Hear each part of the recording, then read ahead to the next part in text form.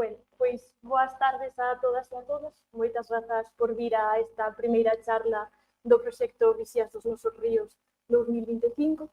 Eu son Paula, estes son os meus compañeiros David, Chas e Roy, e hoxe imos facer esa primeira charla para falar dos bioindicadores e metodoloxías para avaliar o estado ecolóxico dos nosos ríos, que é do que vai o noso proxecto. Ben, vou-vos explicar un pouquiño o proxecto Vixias dos Nosos Ríos, que arrancou o ano pasado. Estamos facendo unha segunda edición. E, basicamente, estes son así algunhas das palabras claves que o definen, non? Ciencia cidadá, é dicir, acercar a ciencia a persoas de todo tipo. Temos públicos desde escolares hasta abertas a público xeral, con todos os niveis de estudios e bueno, intentamos adaptarnos ao noso público. Imos a falar do bosque de ribeira e dos macroinvertebrados e hoxe imos a ver con que metodoloxías podemos avaliar o seu estado.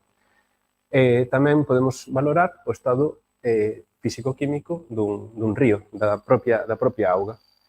E, ademais, en Vixias dos Nosos Ríos facemos actividades de voluntariado ambiental e, ademais de limpar residuos, que é unha das cousas que facemos, temos un foco especial nas plantas exóticas invasoras, que son un problema aquí da zona dos ríos costeiros da zona da Coruña, non? Entonces, intentamos actuar sobre aquelas manchas que vamos localizando.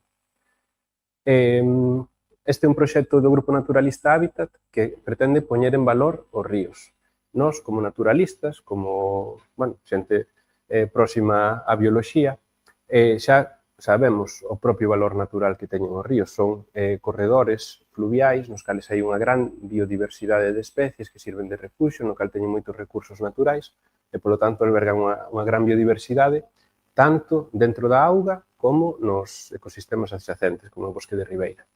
Pero, ademais, teñen un valor que a veces conselle valor económico en canto aos servizos ecosistémicos que lle prestan á sociedade, como pode ser abastecemento de auga, non? Ou a regulación das riadas. Ou tamén os ríos son empregados para actividades de lecer, entonces farían un servizo cultural. En Vixias dos Nosos Ríos facemos estas modalidades de actividades. Empezamos facendo unha serie de rutas divulgativas, facemos faladoiros como de hoxe, pretendemos tamén facer algún de temas un pouquiño máis específicos con especialistas que nos traten algunha dos elementos da biodiversidade dos ríos. Facemos obradoiros nos cales facemos esas medicións e hoxe vamos a explicar un pouco a metodoloxía que vamos a seguir, vale? E despois as de voluntariado ambiental, que serían limpezas de residuos e extracción de invasoras.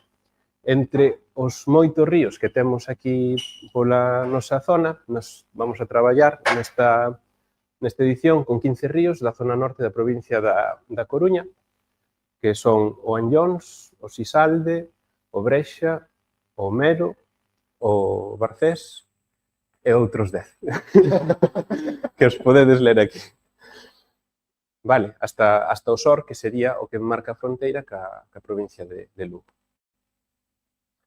Ben, antes de empezar a facer as metodoloxías, nós o que vamos a facer é basearnos neste Real Decreto, que digamos que é o que transpón a Directiva Marco da Auga, que do ano 2000 pon unha serie de obxectivos para conservar a auga nun bon estado de calidade. Empeza a implementar os bioindicadores, é dicir, organismos vivos como indicadores da calidade ambiental, non? Eso transpónse no Estado español mediante a Lei de Augas, que se desenvolve neste Real Decreto, polo que se establecen os criterios de seguimento e avaliación do estado das augas superficiales e as normas de calidade ambiental.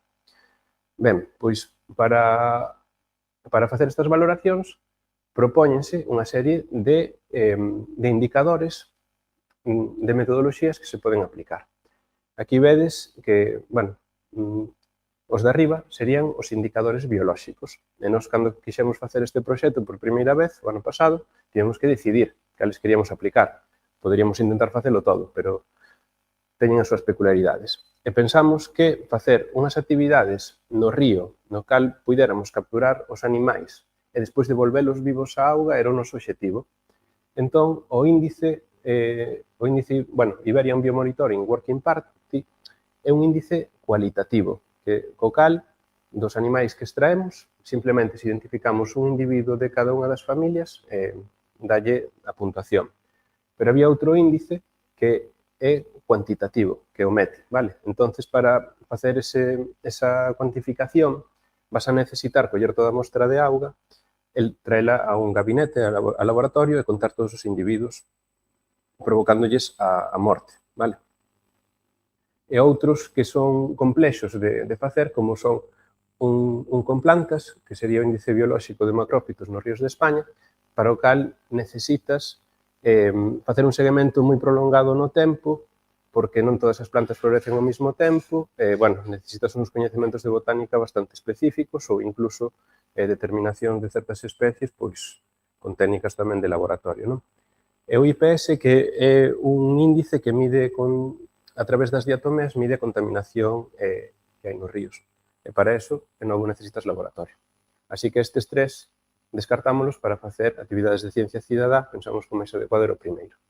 Polo demais, todas as outras medicións de físico-químicos e de valores morfolóxicos, pensamos que sí que as podíamos aplicar e buscamos o xeito de facelo adaptado a todos os públicos, con metodoloxías que foran o máis sinxelas posibles e que vos van a explicar Paula e David, vale? Ora ben, dentro do Real Decreto, hai máis de 30 tipos de ríos. E para cada un deles hai distintos límites de referencia, polo menos en canto aos indicadores biolóxicos, non? Entonces tivemos que ler as tipoloxías dos ríos e ver cal se adecuaba máis. Tomar ese tipo de decisións. E por outro lado, para calcular o bosque de ribeira, que vos vai explicar agora David, tivemos que medir os tipos xeomorfolóxicos, que basicamente van a discriminar ríos con unha alta capacidade para ter bosques, que serían ríos que teñen chaira con un solo bastante profundo para que enraícen distintas especies, a diferencia de ríos con ribeiras pechadas, que soen ser as zonas máis rochosas, ríos de montaña, nos cales apenas hai espacio para que medre a vegetación. Falando de xeomorfoloxía, pois continúo cos bosques da David. Bueno, deixo ya...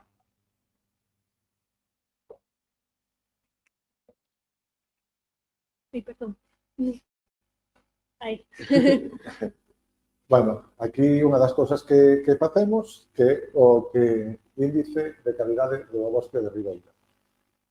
Que facemos cando chegamos? Bueno, primeiro temos o que facer é seleccionar a área a analizar. A ser posible, diversificamos un pouco, non vamos a facer todos os da comarca das Mariñas, diversificamos un pouco a cousa.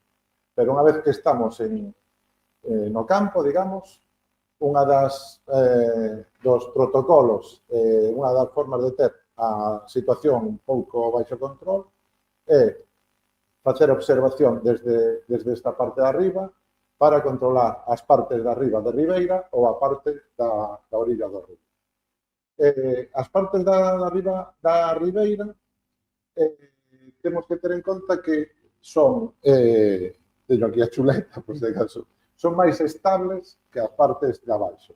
Son máis estables porque en caso de que haxa riadas, como que puido pasar agora en Valencia, afortunadamente non hai esas riadas cada ano, non?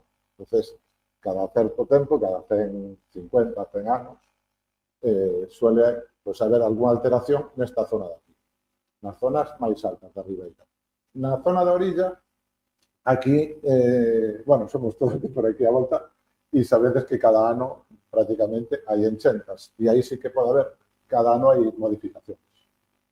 E, facemos unha puntuación final unha vez que prospectamos a zona. Paso. Sí. Dividimos en varios puntos, que un é o grado da cobertura riparia, e vemos que damos varias puntuacións dependendo das condicións en que este.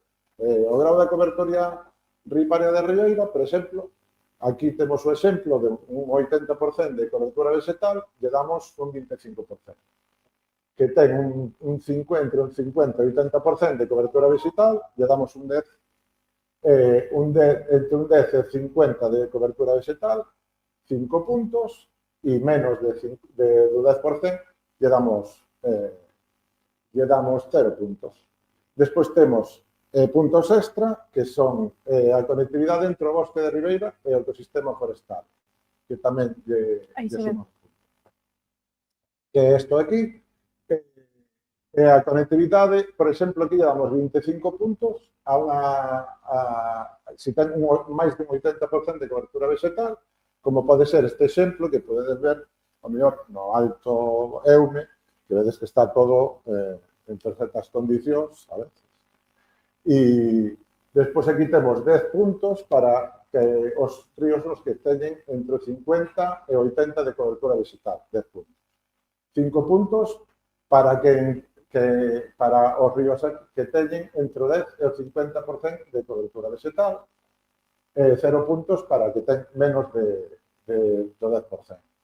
A conectividade entre bosque de ribeira ten estos puntos extra que tamén comentamos anteriormente, que sería un 10 puntos máis, 10 puntos máis e máis de 50%, 5 puntos máis, e aquí se restaría entre 50 e 25 menos 5 e o menos de 25, 10 puntos.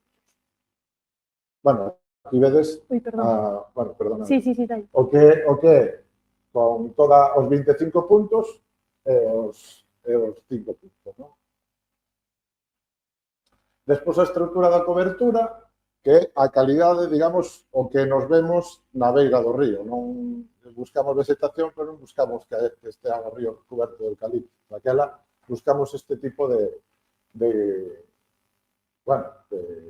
especies, non? E o distribuímos entre árbores e arbustos. Cando ten unha coberta de árbores superior ao 75%, lle damos un 25 puntos. Cando entre o 50 e o 75 máis arbustos, lle damos un 10. Coberta de árboles inferior ao 50 e con arbustos entre o 10 e o 25, 5 puntos. Sen árboles, un 0. Ben merecido. Despois a estrutura da cobertura, isto damos ya extra, dentro da estrutura da cobertura, damoslle puntos extra a concentración de, helófitos son plantas acuáticas e semiacuáticas. Pode ser o lirio amarelo que temos aí, os xuncos.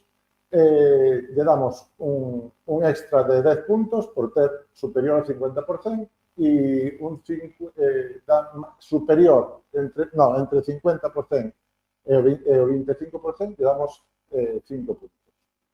Ten que ter boa conexión entre arbustos e árboles mediante sotobosques. Aquí xa tedes os exemplos, 5 puntos, e os pés linealmente, que suelen ser estas horripilantes plantacións de eucaliptos, xa empezamos a dar 5 puntos e despois, cando xa é incluso escaso, xa 10 puntos.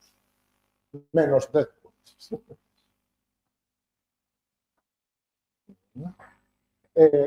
Seguimos aquí o número de especies diferentes, o sea, que necesitamos que haxa máis de 3, por exemplo, neste caso, máis de 3 especies diferentes, non que sean todos algueiros, non que sea, por moi autóctono que sea, temos que buscar un amieiro, un bidueiro, amieiro, bidueiro, freixos, tantos que hai, non? Aquí, pois, lle damos 25 puntos, cantas menos especies autóctonas vai decrecendo a puntuación, número de especies entre 1 e 3, 10 puntos, 5 puntos lle daríamos entre 1 e 2 especies diferentes, sen árboles autóctonas, 0 puntos. Temos aquí outros puntos extra, que aquí non nos cansamos de dar puntuación extra. Continuidade da comunidade ao longo do río, pois lle damos cando supera o 75%, lle damos 10 puntos. entre os 75, menos de 75 e 50, lle damos 5 puntos. A disposición en galería, que este o exemplo que nos puxeron aí, que suele ser o bosque todo encopetado, entunelado, e que ten máis de 2 especies de arbustos, de 2 a 4, lle damos 5 puntos. Despois aquí xa nos vamos aos suspensos total, valor moi eficiente. Sempre estamos nos letras. Impactos humanos, que son estruturas sobre o río, estruturas que son estruturas construídas polo homem, menos 5 puntos. As especies exóticas illadas, que somos tamén, que estamos nós casi sempre detrás das especies exóticas tamén, menos 5 puntos. E cando as especies exóticas xa forman comunidades xa un pouco exageradas, lle damos menos 10 puntos. E os verquidos de lixo, que tamén estamos nos detrás desa operación, pois lle damos menos 10 puntos. O grau de naturalidade da canle fluvial. Lle damos 25 puntos a unha canle non moi modificada, como pode ser esta. Entonces, bueno, pues un bosque que sea máis ou menos aceptable. 10 puntos cando ten modificación de terrazas adxacentes ao leito do río con reducción de canle. Que pode ser algo parecido a que estea semi-traballado un pouco, que estea algo naturalizado, pero, bueno, que sea máis ou menos aceptable. Despois, 5 puntos con signos de alteración e estruturas rígidas e intermitentes que modifican a canle do río. Poden ser muiños, por moi beneficiosos que sean, ou presas, E despois, os ríos totalmente canalizados, que non teñen nada parte por aquí, todo cemento, xa lle damos 0 puntos. Puntos extra tamén, a presencia de estruturas no río, algunha estrutura sólida no leito do río, menos 10 puntos, e as presas, que tamén nomeei antes, menos 10 puntos. Aquí vedes a diferencia. É onde pensades que pode haber máis de biodiversidade. Despois, a puntuación final, xa nos vamos a unha cousa moi resumida, que o bosque de Ribeira sen alteracións, calidade moi boa, estado natural, xa son máis de 95 puntos, e xa damos un color azul. Despois xa vos explicarán os meus compañeiros que se fai a media. E despois, bueno, xa saltamos para degradación extrema e pésima, lle damos menos de 25 puntos, e o color que podemos ser rojo de tanto. E creo que a mí non me toca. Non. Vale, ora paso eu por aquí. Agora imos falar das medidas físico-químicas, os parámetros físico-químicos que non son máis que elementos de calidade que nos van indicar ou a axudar a avaliar o estado ou potencial ecolóxico das masas de auga doces, é dicir, dos nosos ríos. Estes parámetros físico-químicos van a ter uns límites de clase de estado, é dicir, os límites nos que nos, en función do valor que teñamos, imos cambiar dun río moi bo a un río moderado, cuxos valores extraemos deste Real Decreto do que vimos falando, que é a nosa Santa Biblia para tomar todas as referencias. Cabe dicir que nos tipos de ríos que temos dentro do noso proxecto, que teñen un código que son o 21, o 28, o 30 e o 31, principalmente son ríos de, silicios, cántabro-atlánticos silicios, por resumir, teñen todos, para todos os parámetros que vedes aquí, os mesmos valores, cousa que facilita bastante o noso traballo. Entón, dentro dos parámetros físico-químicos, o parámetro físico que hai é a temperatura.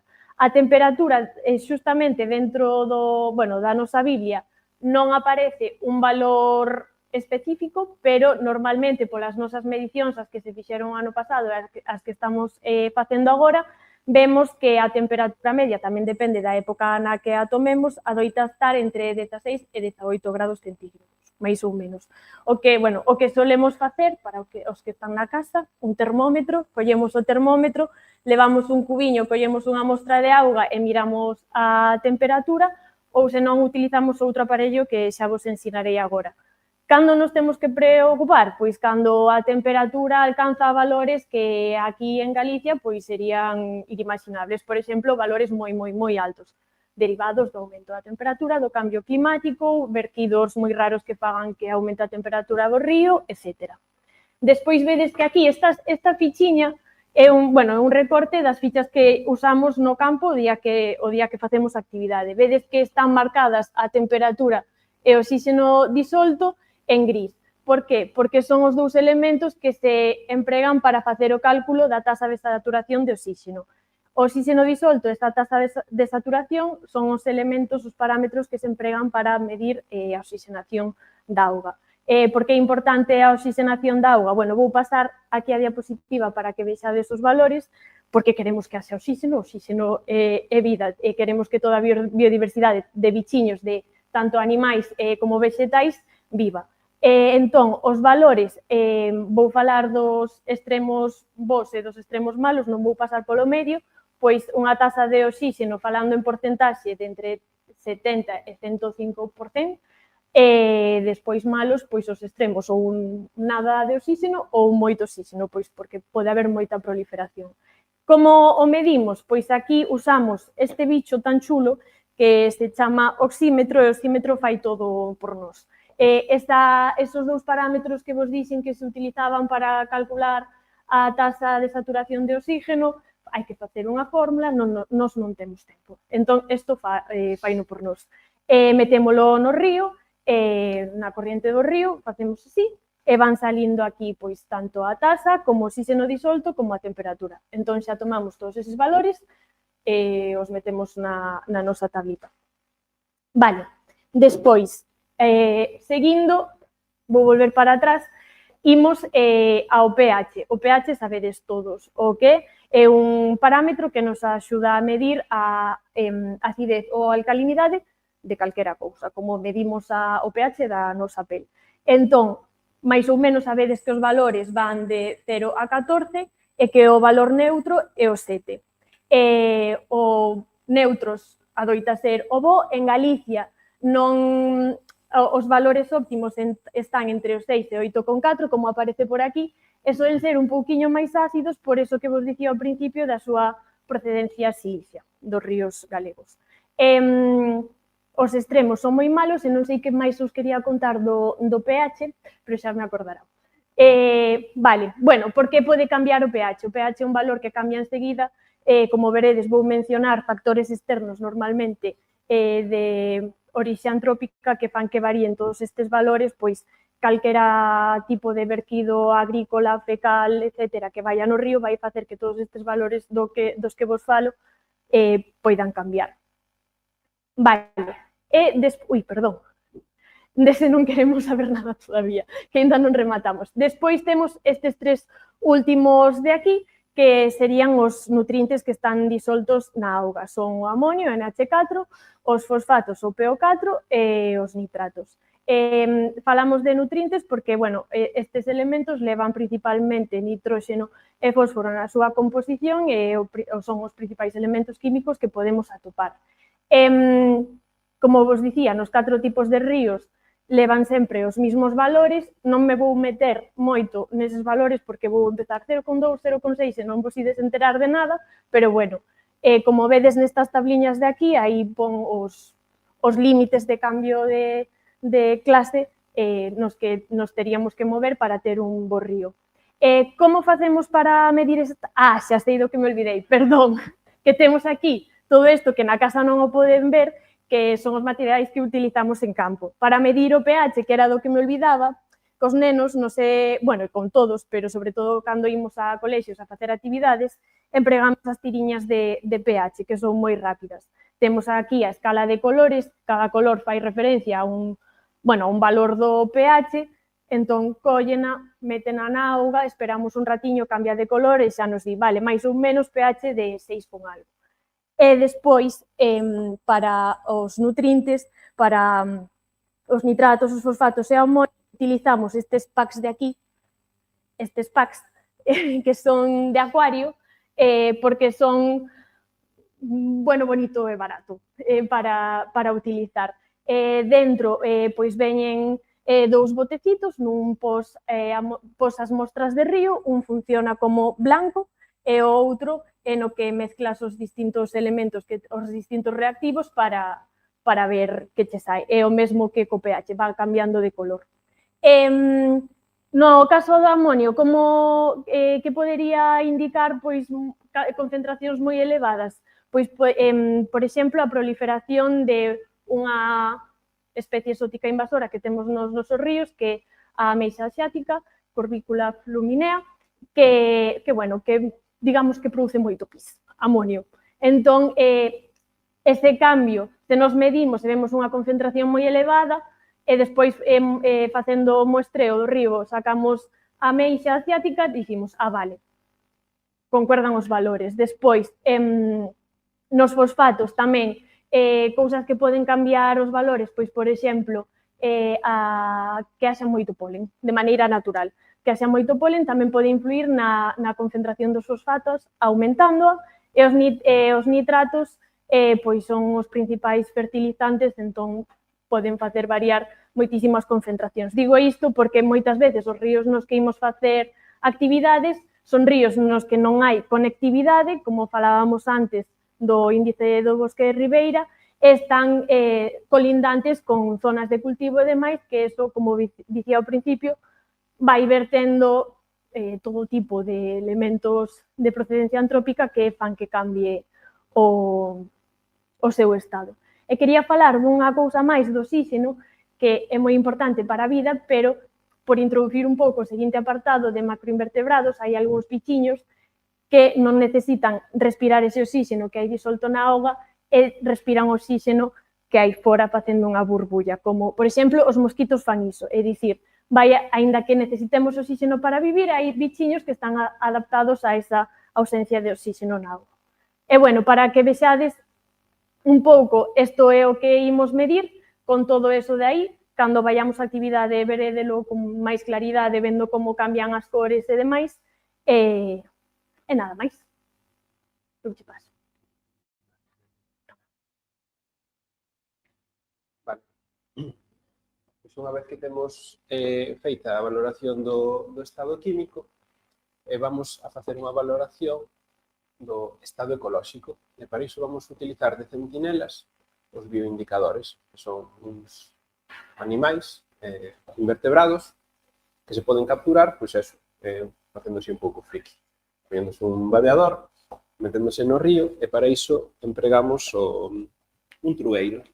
Podríamos, os científicos utilizan o que se chama unha rede Surve, que cumple a mesma función que isto. Basicamente, tes unha malla que vai a filtrar todo o que sexa máis pequeno. Nós non traballamos con macroinvertebrados, eso significa que son suficientemente grandes como para non necesitar unha lupa para velos, pois cheganos con este tipo de rede, vale? O que fago habitualmente, pois é pousalo no fondo, se a corrente ven neste sentido, meneo as pedras que hai por debaixo, o sustrato, e os animais saen a nadar e quedan atrapados na rede aproveitando a forza da corrente. É moi importante, a hora de facer a mostraxe, intentar buscar un sitio heteroxéneo, que un pouco tamén non lo dá as condicións xeomorfolóxicas, está relacionado co bosque de ribeira, non? Nos que intentamos é buscar un punto de mostraxe no que teñamos distintos hábitats, que teñamos fondos rochosos, fondos areosos, limos e despois distintos tipos de vegetación. Na vegetación acuática hai uns animais que non andan nadando por aí. Tamén vamos a buscar entre as raíces das árbores. Vamos a intentar mostrear todo tipo de hábitats dentro do río, e cando teñamos todos, pois o que vamos facendo cada mostra, pois valeirámola para unha bandexiña, na que sempre temos auga para que non nos morran afogados por estar en contacto co aire. E a partir de aí, pois, nesas bandexas, as participantes, coa axuda dunhas pinciñas e dunhas pipetas, algo moi sinxelo, van pasando os animais ás placas Petri e intentamos que elas mesmas pois, xa fagan unha clasificación previa. E para iso proporcionamos estas láminas nas cales poden comparar o que teñen na placa Petri para ver o máis parecido. E a partir de aí vamos a aplicar o índice que vos vou explicar agora, e hoxe vai ser un pouco máis denso, porque sí que me gustaría que, que víramos características que nos axudan a identificar as distintas familias de macroinvertebrados. Esta mesma lámina que estaban pasando así entre o público, e aquí temos a ficha, vale? Aquí temos o listado do que nos indicaba o noso Real Decreto, que chamaba a Biblia Paula, pois temos máis de 100 familias que aparecen nos ríos ibéricos. Nos ainda nos estamos pasando o xogo e ainda topamos algunha familia extra que vos ensino despois, pero estas, todas elas, teñen asociadas un código, un numeriño do 1 ao 10 en función dos requisitos que teñen para sobrevivir nun río. Vos pensade que cando facemos a mostraxe dos químicos, estamos sacando unha fotografía do río nese momento. Estamos medindo esas moléculas de auga, o que hai aí. Pero se nos facemos a valoración da comunidade de macroinvertebrados, vamos a ter como documental de todo o que pasou nos últimos meses no río. Porque hai especies que só están durante unhas poucas semanas, pero outras que levan anos para chegar a ese estado. Entonces, se unha especie que ten que estar 3, 4 anos que as hai en fase larvaria dentro da auga sigue aí, significa que non houve un vertido grave o suficientemente grave nese período de tempo, vale? Ben, pois imos a comezar, en que todo haxa unha gran cantidad de artrópodos de insectos. Vamos a empezar por algúns dos máis sinxelos a nivel evolutivo, digamos, e para iso empezamos cos turbelarios, que son uns vermes non segmentados, vale? Así que temos a familia dos duguésidos e a familia das planarias. Temos aquí unha mostra de auga, non sei se podemos conectar a cámara, porque xa temos, por exemplo, por aquí, unha planaria. O truco para coñecer a planaria é vas a sacala dunha rocha normalmente e vai estar retando polas bandexas ou polos botes, sempre con movimentos así tranquiliños, que a ver si o conseguimos ver.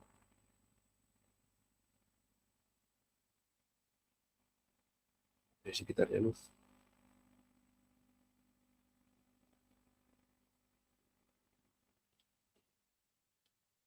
Bueno, comentarios mentras non vai funcionando son bizcas. E unha cousa moi curiosa que teñen é que se ti as partes, estes vermes sí que son capaces de seguir vivindo. Entonces, podes partir en dous e ter dous individuos simétricamente iguales, pero que consiguen regenerarse. Regeneran a súa cabeza e regeneran o seu culo.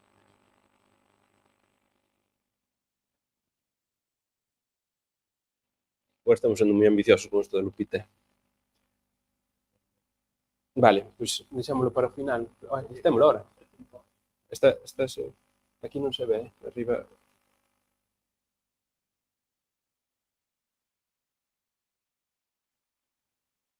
Vamos ensinar un duguésido que ten unha puntuación de 5, vale? Eso vedes aí que os oligoquetos, que é o seguinte, calquera oligoqueto, que son as miñocas, hai nas que son propias dos ríos, como esas que son tan finiñas, pero tamén atopamos tipo lombricos, que son máis gordas, as que están aí na terra. Esas teñen unha puntuación de 1. Se atopamos un oligoqueto, suma un punto. En que atopemos 1000, solo dá un punto. En parte porque son moi pouco exigentes ecolóxicamente, non? Andan aí entre a terra e a auga, non son boas bioindicadoras. Pero é un elemento máis da comunidade. Bueno, aí é o típico movimento que nunca xustamos.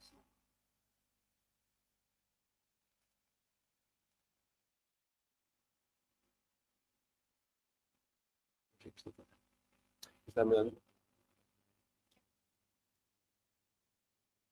E vai ao revés, podedes vela.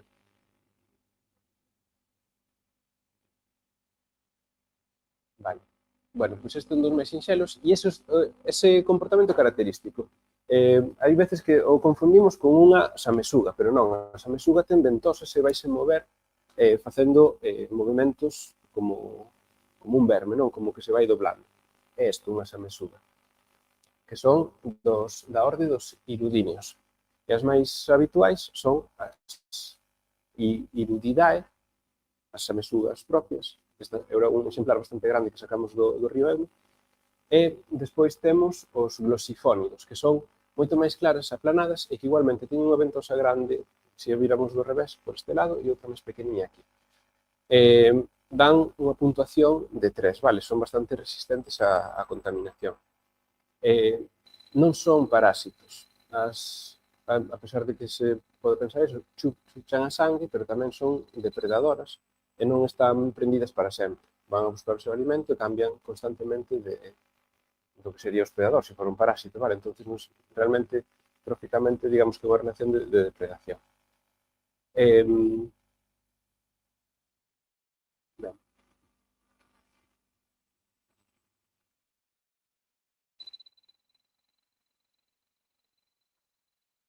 Ben, vale, un comentario, xa que empecé aquí, as fotos que temos son fotos propias, as que están recortadas, pero no caso de que non tivéramos, empregamos unha guía de campo da Confederación Hidrográfica do Ebro, que van a ser as fotos que están sin recortar, vale? Esas son as nosas fontes, e ademais estamos dentro do Grupo Naturalista Hábitat, un compañeiro está facendo uns debuxos para uns futuros materiais didácticos que pretendemos sacar para os coles para próximamente. Aí está. Empezamos polos moluscos, que son relativamente complexos de identificar, vale? Nas pedras dos ríos é moi habitual atopar ancílidos, que son as lapas de ríos. É bastante curioso. Organismos sésiles fixados ao substrato dentro dun río que, se o analizamos, están sempre recibindo unha corrente que vai no sentido contrario. Ben, calquer animal que viva nun río vai ter que ter unha estrategia para remontalo nun momento do seu ciclo biolóxico. E despois, a min, o que me confunden bastante son os gasterópodos pequeninos. Tamén temos por aquí outro, bueno, despois. Sí, mentres tanto vou dicindo cales son. Aquí temos os hidróbidos con, bueno, coa súa puntiña, pero con certa hélice. Temos os limneidos, que simplemente teñen a hélice aí na puntiña de todo. Os físidos, que son estes de aquí, e os planórbidos, vale? Estas serían as 5 familias de gasterópodos máis comuns. Os planórbidos destacan moito que son realmente estreitos, se vemos nesa posición. E aquí, non me acordo que tiñamos.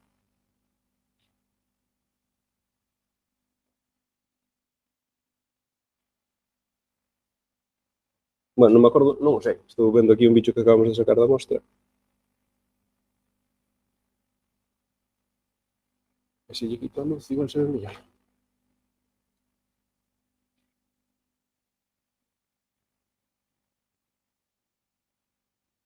Vale, que opinades a partir do que vos acabo de dicir?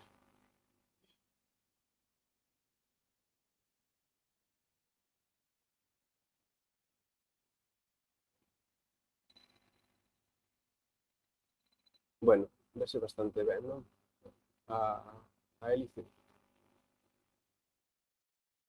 E nada, aquí temos a placa Petri tapada porque os gasterópodos son bastante dados á fuga. Así que, bueno,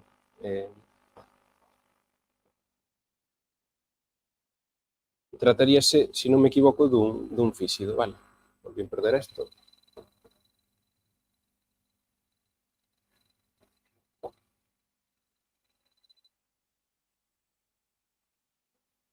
Ben, e despois temos os bivalvos, vale? Moluscos que teñen dúas valvas.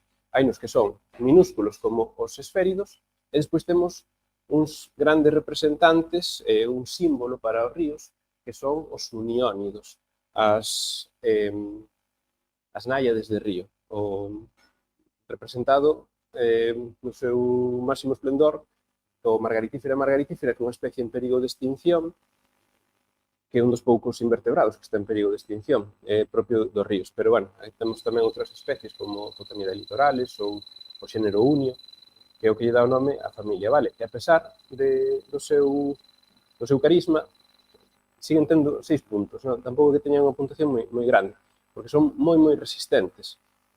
Pensade que unha margaritífera pode chegar a cadar 70, 80 anos. E, de feito, siga habendo margaritíferas vivas en ríos que se expuxo un encoro e que non teñen reclutamento, porque a súa estrategia para remontar os ríos é, na súa fase larvaria, ser parásitos dos salmónidos. Entón, fíxanse nas súas branquias e, desa maneira, as larvas son as que remontan o río. E a partir de aí, fíxanse nun substrato, medio entérranse entre a area e pasan filtrando década tras década hasta que ven unha mina e provoca un verquido de ácido e disolve a cuncha. E así é como morre o petache.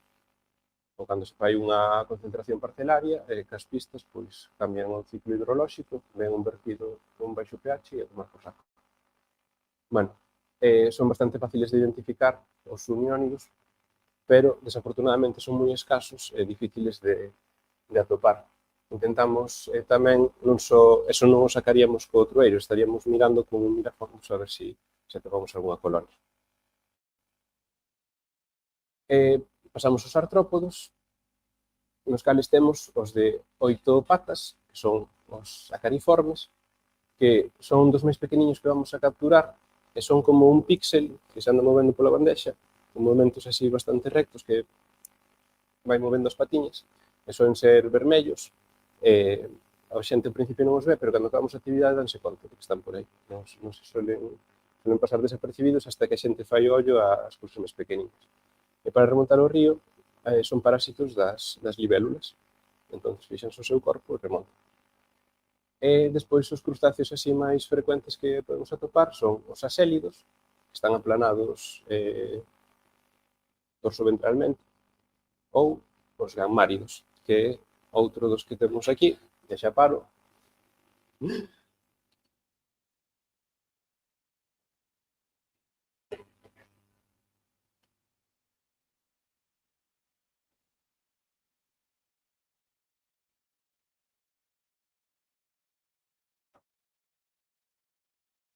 Vale, que é unha gambiña de auga doce.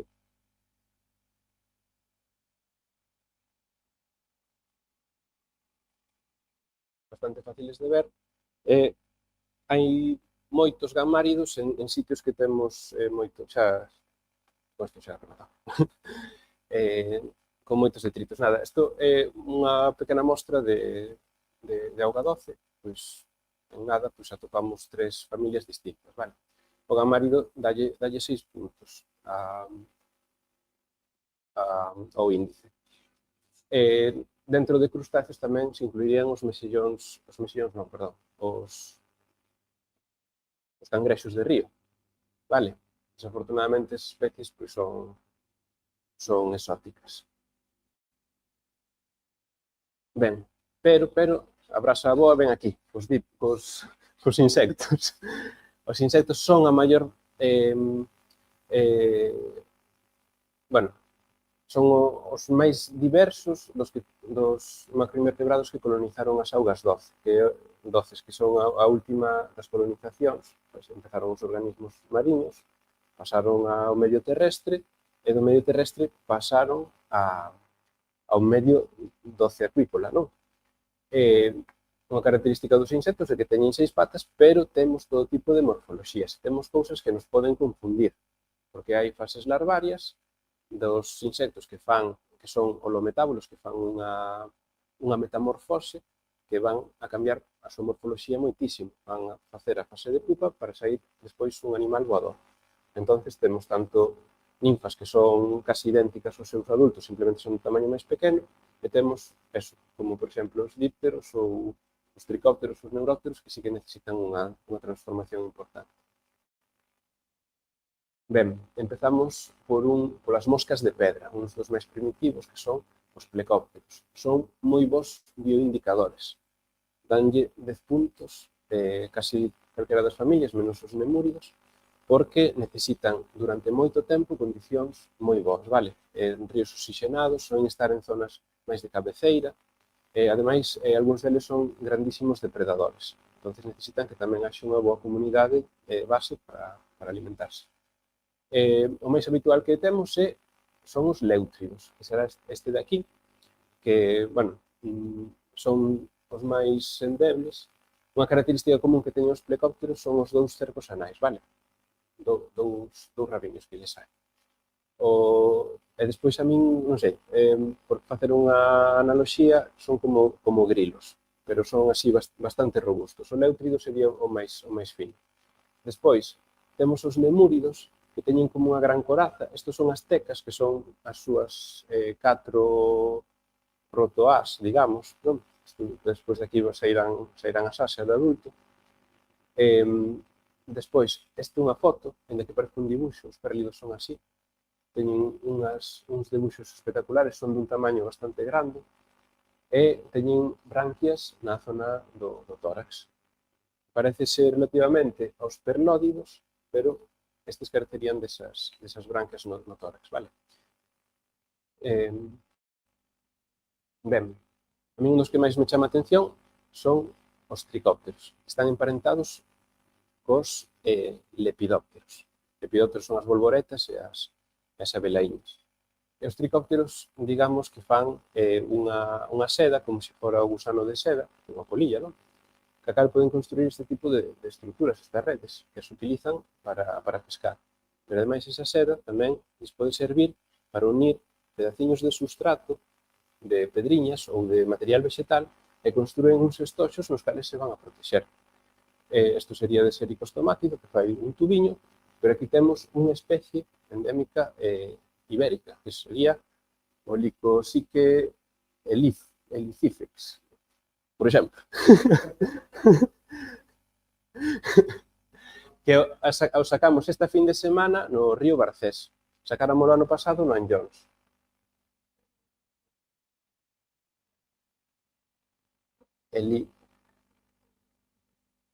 Helicosiquidae a familia. Helicosique elicifex, sí. E iso, vai pegando pedriñas e faise pasar por caracol. Hai outras familias que pegan cunchas de caracol e fanse pasar por sericostomates. Están así un pouco colgados. E, bueno, non todos son tan detallistas. Temos estoxos que nos sirven para identificar, e vedes que hai algúns que son un pouco así máis tipo casa tradicional galega que empeza sendo de pedra, acaba de ladrillo en algunhas partes, bueno, pois utilizan distintos tipos de materiais. E eses estoxos, esas construcións que fan, son determinantes para sacar a familia. Aquí temos 5 que solemos atopar. Os braquicéntridos son estes de aquí, son estoxos con sección cuadrada. E se os miras de frente, é un cadrado perfecto. E a veces non ten moito material, é da súa propia seda, principalmente. E outras veces van pegando outros materiais máis longitudinais. Aquí tenos con pedriñas que nos podería confundir, pero vamos a mirar a sección e axuda. Despois temos un parecido que é Lepidostomatidae. Ambos os dous son de puntuación 10, é dicir, que aquí en condicións ecolóxicas bastante boas. E tamén ten a sección lixeiramente cadrada, pero, bueno, ten unha base bastante máis estreita, e despois tamén, xa para fixarse nos detalles realmente, temos que verlle a cabeza e a forma das patas, vale? E se teñen, pois, queratina nos primeiros segmentos. Pero, bueno, polo estoxo, pódense sacar. Os leptocéridos son tricópteros que utilizan material vegetal alongado, principalmente para facer os seus estoxos. Este era particularmente vago e creo que se meteu nunha pola xa directamente, e lle sobra todo isto. E, bueno, chegamos a ver 2 leptocéridos na mesma pola, salindo como gato can, bueno. Pero habitualmente vas a ver, para identificar o leptocérido, é como un pau que sobresae e despois soe ter pegadiñas outras partículas. 10 puntos tamén. E os limnefílidos, para min serían os máis trapalleiros, pegan trozos bastante máis gordos e así un pouco máis, bueno, máis variados, non? E por último, así con estoxo, temos os ericostomátidos, que a súa sección sería un círculo perfecto, e son lixeiramente curvados. Pois estes animais, isto é unha cousa que digo nas charlas, bueno, estou pasando un pouco de tempo, pero houve xolleiros, o capitalismo aproveitouse, como sempre, da natureza, e utilizáronos meténdose en peceras con pedras preciosas e partículas de ouro para facer pezas de xollería, vale? Con esa capacidade que teñen os helicópteros de ir pegando cas súas liñas pois as partículas. Parecenme bichos escandalosamente interesantes, que non os coñece ni Dios, e que encima os científicos puxeronlles tricóptero, porque de aquí sale unha mosca que voa moi mal e que ten pelos nas alas, tricopelo, pero ala. E non dixeron nada dos estoxos, bueno, unha vergonza. Claro, sí. Tamén os hai sin estoxo, entón aquí xa vemos un pouco mellor a súa morfoloxía. Sempre os vamos a ver que teñen uns ganchiños anais que co que se agarran ao seu estoxo, e tamén estes son dos que fan a rede que víamos antes. E cando colles a pedra, moitas veces vas a ver o animal que se vai desplazando así. Vai agarrándose cas uñas e indo cara atrás. Pois eses son os tricópteros de vida libre, por chamarlos dunha maneira. Aquí temos o hidrosíquido, que ten estes dibuxos na cabeza, así bastante característicos, e despois estes son segmentos duros que ten no tórax. Tería puntuación máis baixa, 5, vale? É moi habitual, non require que haxa unhas condicións excelentes, conseguir sobrevivir en ríos con certa contaminación. Creo que o máis habitual é o filopotámido, que así, bastante finiño, de cor naranxa e particularmente roxizo e alargada a cabeza, vale? E despois temos o riacofílido, que sería este, con todos eses peliños ou branques que ten en cada segmento, soe ter cor verde, pode variar, algunhas especies non o teñen, bueno, máis alongado, vale? E que a cabeza proporcionalmente bastante máis pequena que os outros dous. Esas son as 3 especies máis habituais de tricópteros que atopamos, pero vedes que hai unha grandísima biodiversidade, entre as cales non está a familia que vos comentábamos antes, Helicosichidae, non a teñen dentro do índice, por iso dicía antes que nos pasamos o xogo, temos máis cousas das que aparecen. Sí. Bueno, a min o índice IBMWP pareceme boísimo, pero claro, todo require unha revisión, estar continuamente, pois si se identifican novas especies, pois hai que ir adaptando, non? Ben, pasamos aos dípteros, as moscas e os mosquitos. O que a xente ten moita fobia, pois, bueno, que vexades que hai unha tremenda biodiversidade. Temos ao mosquito típico, os pulícidos, os púlex, son estes, que é o que dicía antes Paula, son quen de respirar oxígeno atmosférico. Entón, salen á superficie, teñen un tubiño co que respiran aire, non lles importa a cantidad de oxígeno disuelto que hai. E, ademais, teñen, grazas a sangue que chuchan as femias, parten como dopados, non? Un recurso alimenticio moi bon, que son capaces de desenvolverse en cuestión de unha semana ou, bueno, de moi poucos días. Son capaces de poñer os ovos a femia nunha roda de neumático, na charca máis infecta, e consiguense reproducir. Polo tanto, teñen unha puntuación de 2, que é a máis baixa a parte dos oligoquetos.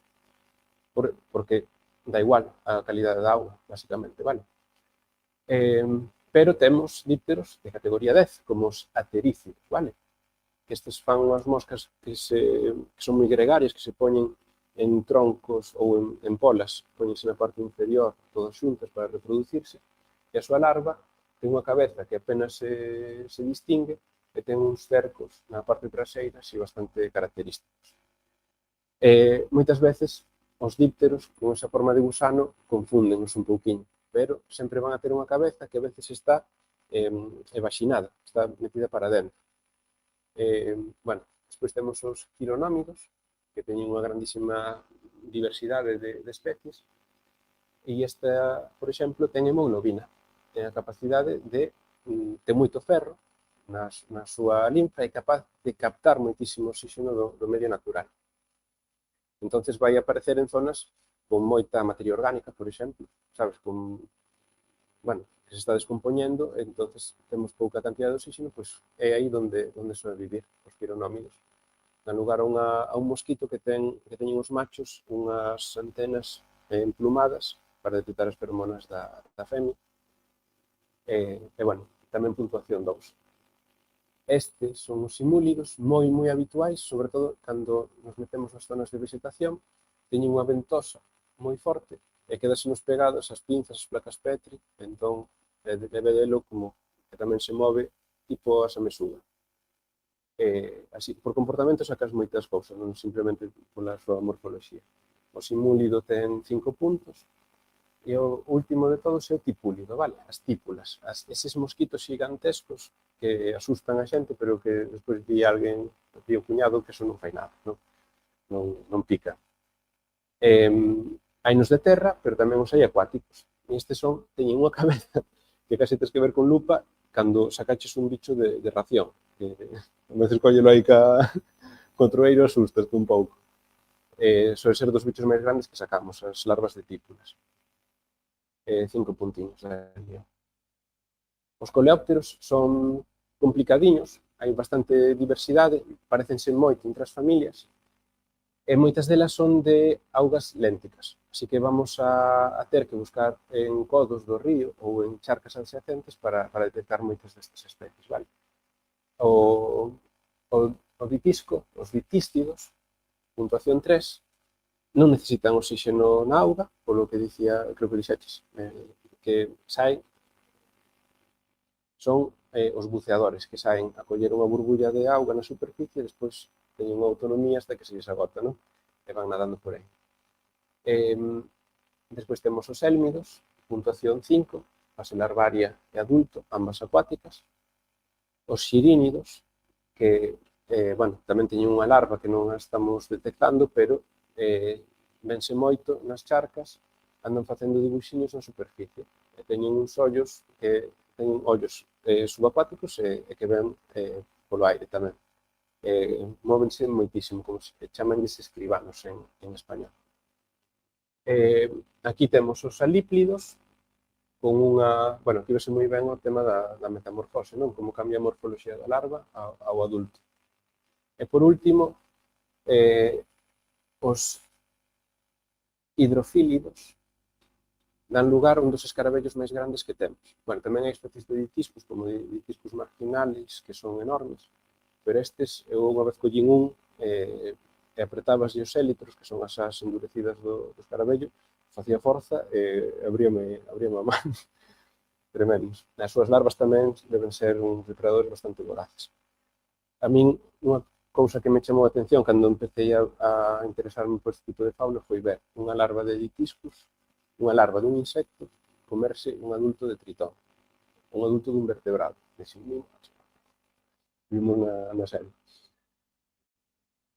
Quero saber máis desta mierda. Bueno, seguimos cos neurópteros, que só teñen unha única familia, que son os xiálidos. Sigue sendo un insecto, ten 6 patas, pero ten no abdomen como uns cercos que parecen máis patas, vale? Non hai moita confusión cos xiálidos, e aparece de vez en cando.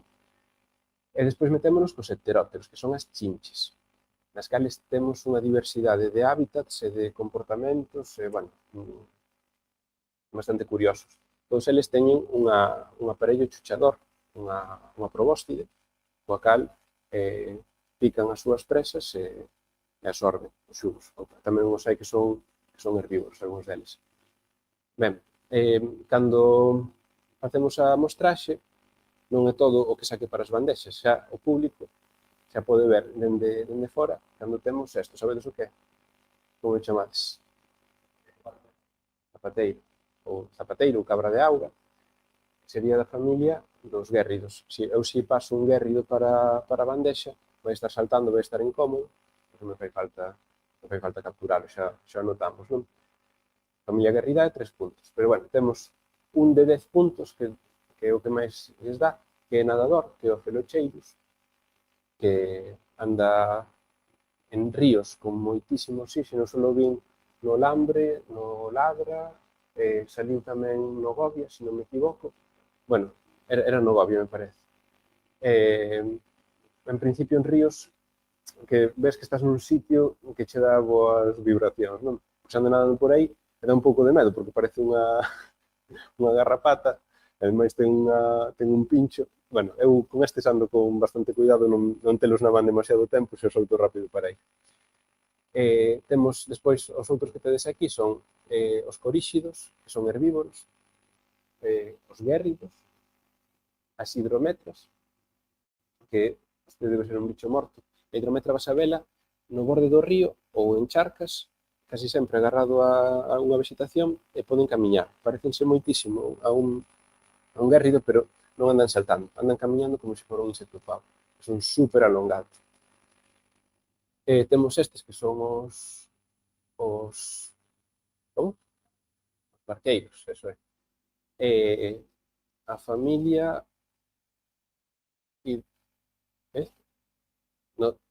Notonectidae, si, non me parecía. Notonectidae, moi habituais en augas lénticas, pero nos ríos non estamos sacando. Salteime, mira, olvideme de poñer as nepas, os népidos, que son os escorpións de auga, tamén 3 de puntuación. E por último, outro que como os guérridos e os hidrométridos, que son os bélidos. Son como grilos que viven na superficie e que andan con movimentos zigzagueantes.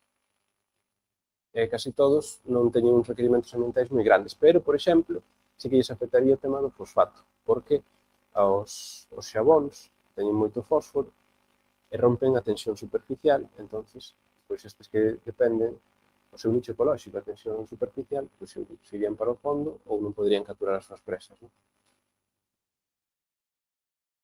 Ben, aquí é onde me vou meter nun fregado, seguro que dende casa hai algún especialista en odonatos que sabe moito máis que a min, aquí tamén seguro que sabedes máis que a min, porque estes son son o símbolo de vixías dos nosos ríos e, digamos, o bioindicador das augas máis coñecido, son as larvas das libélulas.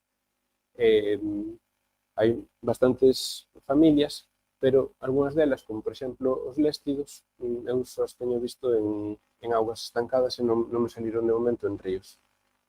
Temos por un lado os cabaliños do demo, que serían calopteríxidos ou coenagrios, e despois as libélulas verdadeiras que se pousan casas abertas, falando dos adultos, vale?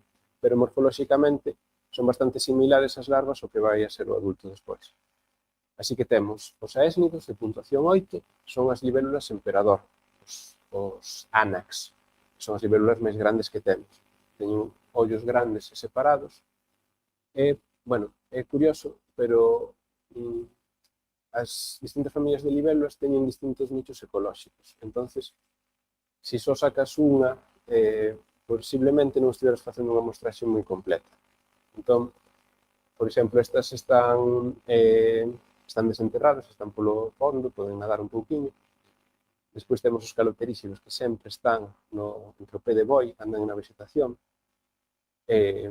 Bueno, para identificalas, son moi finiñas. Isto de aquí, a parte final, son as súas branquias anais, polas que respiran. E as súas antenas son articuladas e casi sempre están en posición de 90 grados. Parecense bastante os coenágridos, vale? Que, bueno, son menos habituais e son como un poquinho máis febles, como que os leva a corrente. E quedanos outras especies parecidas ás libélulas, como, por exemplo, os cordulegaster, que teñen un montón de peliños no corpo, e as antenas finiñas, e están enterrados. Entón, a súa presa capturana co seu labio para cando pasan por diante dos seus ollos, non? E teñen peliños para que circule a auga hasta o seu ano, que é por onde van a facer a respiración. Similar aos gónfidos. Pero os gónfidos, fixadevos nas antenas, teñen as antenas aplanadas, moito máis destacadas que as dos cordulegaster ou dos libelúlidos, que sería esta última, vale? Que son de tamaño pequeno ou mediano, os cordulegaster poden chegar a ser bastante grandes. E o último grupo xa, onde dou máis a brasa, son as efémeras. Chamanse así porque a súa fase adulta que lle dá o nome, é super breve. Intentan emerxer todas sincrónicamente no tempo para reproducirse, poñer os ovos, e en cuestión de 3-4 días morren. De feito, os seus adultos non chegan a ter aparello digestivo completo casi nunca, porque non teñen nada que comer, só van a botar un chollo e xa está, non hai máis que facer. Bueno, pois a máis habitual son os béticos, que a parte, bueno, digamos que o organismo que máis está nos sistemas digestivos das troitas. Puntuación 4, son capaces de nadar, teñen unhas branquias con forma de folla, pegadiñas ao abdome, e, bueno, as efémeras teñen tres cercos. Acordades vos dos plecópteros que tiñan dous? Entonces teñen como 3 rabiños, pero pode pasar isto, que a veces perden a manipulación, ou teñen un moi reducido o cerco, chamase cerco, sí, o central. Bueno, bétido, o primeiro, 4 puntos. Aquí temos un efemerélido que ten digamos, o tórax como un caparazón bastante máis grosso. As efemeridae, efeméridos que ten as branquias que se están movendo a toda velocidade, na foto non se aprecia, lóxicamente, e son capaces de nadar, é como un peixiño que vai pola bandexa e nadan bastante rápido. E, curiosamente, están en fondos areosos, están dentro dunha galería con forma de U, pero cando sacas para mostrar sí que son os que máis se moven. Os septaxénidos, que teñen esta forma, os dous son o mesmo, vale? Só que como a foto boa perder o cerco, pois puxen outra igual. Están super adaptados a zonas de forte corrente. Teñen un corpo hidrodinámico que están pegadiños a pedra, e aí é onde viven, no punto no que a física fai que a turbulencia sexa menor, pois se saliran de aí serían arrastrados pola corrente, porque están nas zonas de rápidos. Teñen grandes ollos e teñen unhas grandes branquias, pero sobre todo que teñen unha cabeza tan destacada e uns ollos así bastante grandes que non pode haber moita confusión. E por último temos os leptoflébidos, que se vos fixades teñen unhas branquias que en vez de forma de folla ten forma de rama, son como peliños, pelos ramificados, vale? E vamos sumando puntos. Mais ou menos nunha inspección normal sacamos unhas 20 familias, dedicándolle así, bueno, uns media hora, 40 minutos a estar sacando, despois estamos buscando nas mostras, botamos unha hora, botamos uns contos aí, bueno, a xente empeza con un pouco de medo de facerlles daño, pero son bichos bastante resistentes, e ao final creo que é unha actividade bastante entretida, os obradoiros que facemos desto. E bueno, que ten unha parte de participación das persoas que veñen. Entón, ao final, facemos a identificación e cubrimos esta ficha. Sumamos o número de familias e multiplicámoslo pola puntuación que ten cada familia, que vai nos a dar, bueno, pois un número, ese é o índice. Tamén podemos facer a media e así temos outro dato máis, unha puntuación do 1 ao 10. Entón, se temos unha comunidade que temos bichos que están pouco adaptados á contaminación, vai a ter unha puntuación baixa. Se temos un montón de efémeras, de plecópteros, pois vamos a ter puntuacións de máis de 8 incluso, en alguna ocasión. E para que nos sirve ese índice? Pois para valorar o estado ecolóxico do río. Aquí temos as fronteiras para discriminar os distintos estados, vale?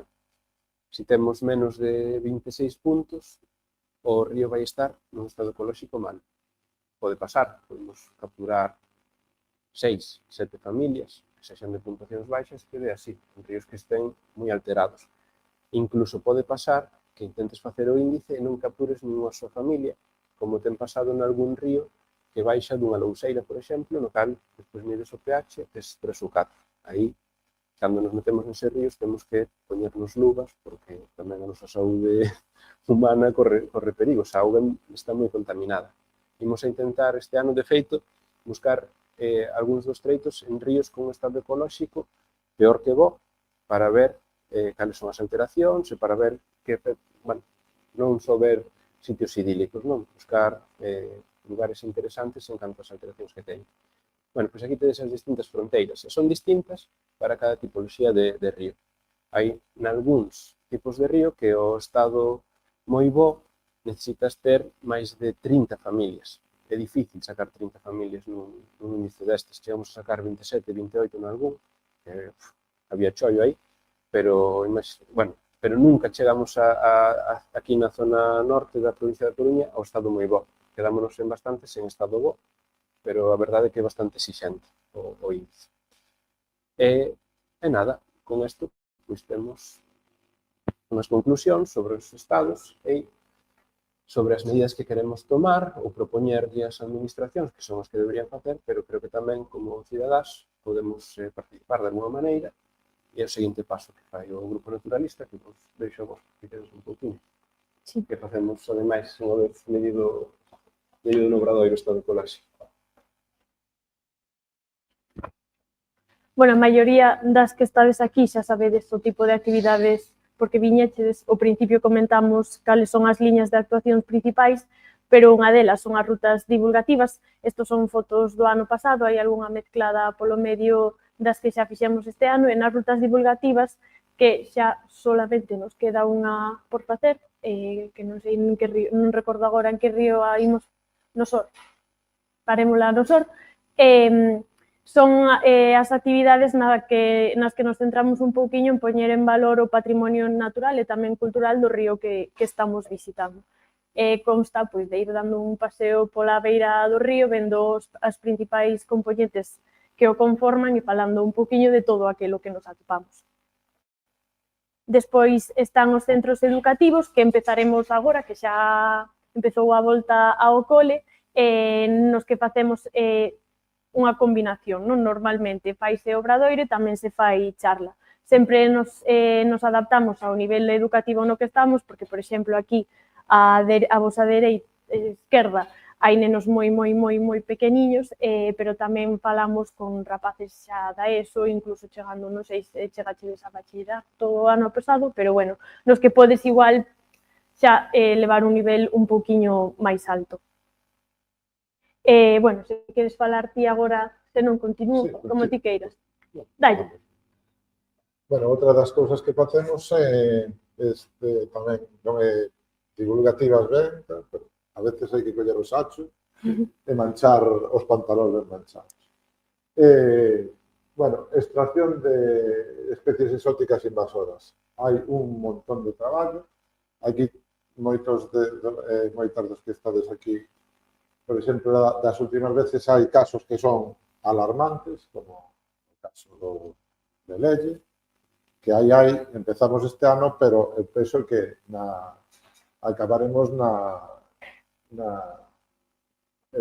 xornada número 40 no ano número 40 de Rixías do Río. E, bueno, sobre todo, Crocosmia, Tradescantia, Pitolaca. Esas son as top 3, lo que máis temos así polos. Sigue la juerga e limpeza de residuos, tamén hai moito lixo por aí. Eu, se podo dar unha percepción persoal, a mí me parece moito máis grave as especies exóticas invasoras que o lixo. O lixo o retiras, fin, eso está. Pero as especies exóticas hai que andarles moi arriba. Bueno, isto un agradecimento a todos os que, porque sin vos non é tan imposible, Habitat fai tamén estas actividades un pouco tamén gracias a vos. Aquí é o que como pon aí, moitísimas gracias, sabe, porque cadrou que bueno, moitos de vos, como vos dixen, colaborades moito vos desplazades un montón, gastades esforzos, gastades gasolina, e, bueno, a verdad que nos sentimos moi arroupados e moi agradecidos a todos. Esta fin de semana temos actividades mañá no Anllóns, pasado no Xunco e o domingo no Río Mera para sacar crocosmia, así que se vos animades intentaremos facilitarvos os medios para que podades vir a máis, buscar as maneiras de chegar a máis ríos. Queres dicir algo? Nada. Bueno, grazas.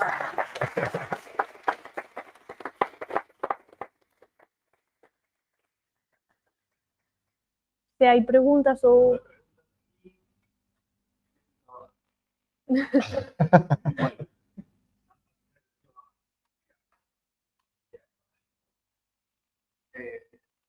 Sí, sí, sí. Pois este é un exemplo de ciencia cidadá que se pode facer. Unha das cousas que non explicamos que se pode medir dun río é o caudal. Entón, para medir o caudal, se pode facer unha ecuación que é profundidade por anchura por velocidade en metros por segundo. Entón, pois, ademais de ser un elemento de soporte nos ríos máis caudalosos, cando estamos a punto de ser levados pola corrente, según as noticias, porque os ríos que hai que mostrar teñen que ser vadeables. Entón, bueno, o ano pasado collimos o Eume na zona baixa e mi madriña. O Mandeo son ríos complicados. Isto foi un elemento de supervivencia fundamental. Ou no, bueno, sí, nun río pequeniño pode haber unha poza, entón se vas con isto, pois vas medindo aí a profundidade. E nada, eso, unha vara da vela. Alguma pregunta seria?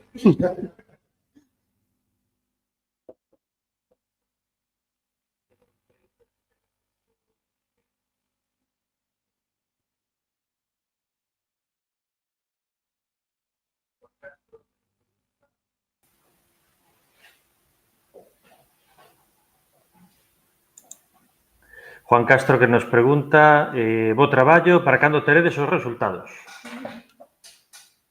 Ben, o objetivo é ir cubrindo en cada un dos 15 ríos, ir facendo o obradoiro con a metodoloxía completa e sacar resultados a finais do mes de outubro. En principios de novembro teremos analizados. Simplemente é moi importante, bueno, teremos os de inspección deste ano. Creo que é importante salientar que estamos facendo este proxecto grazas á subvención de Augas de Galicia, que se continúa no tempo podemos facer algo moito máis interesante que é manter as inspeccións e ver a evolución ao longo do tempo. Pero en cada campaña pois sacaremos resultados de todos os ríos que estamos facendo. Despois temos a Javier de las Heras, que nos comenta buenas noches desde Ourense. ¿Se puntúa un río entero haciendo catas en distintos puntos o se analizan tramos concretos? Muchas gracias anticipadas. A ver, normalmente o que solemos facer é o mostreo nun punto accesible para nós, pero cando facemos a mostraxe principalmente de macroinvertebrados, porque bueno, dos parámetros físico-químicos, pois, bueno, podes ter ao mellor unha presa cerca ou así que poda cambiar algo, non o sei, pero os macroinvertebrados intentamos, no tramiño no que estamos traballando, coller de distintos puntos de río, pois con sustratos máis arenosos, con sustratos máis limosos, augas nas que augas correntes máis rápidas, augas máis lentas, entón facemos a mostra nun punto accesible do río, principalmente. Además, cuando se hace el diseño anual, siempre planteamos en ríos en los que repetimos, intentar visitar no los mismos tramos, sino ir visitando diferentes zonas. En el Mero lo estamos haciendo, en el Barcés también lo vamos a hacer este año, visitar entornos un poco diferentes y no muestrear siempre en el mismo.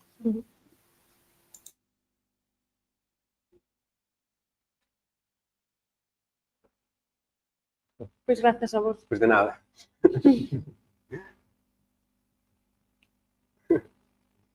Bueno, pois entón, moitas gracias por vir de novo. E nada, isto era un pouquiño explicar a metodoloxía, espero que vos animedes a vir os obradoiros e, sobre todo, bueno, sobre todo non, tamén aos voluntariados ambientais, porque aí é onde o público podes botar unha man moi importante en revertir certos impactos que estamos causando os humanos aos ríos. Así que vémonos no río. Y tenemos que cambiar el Exactamente, vosotros tamén poder a metodoloxía que focaliza,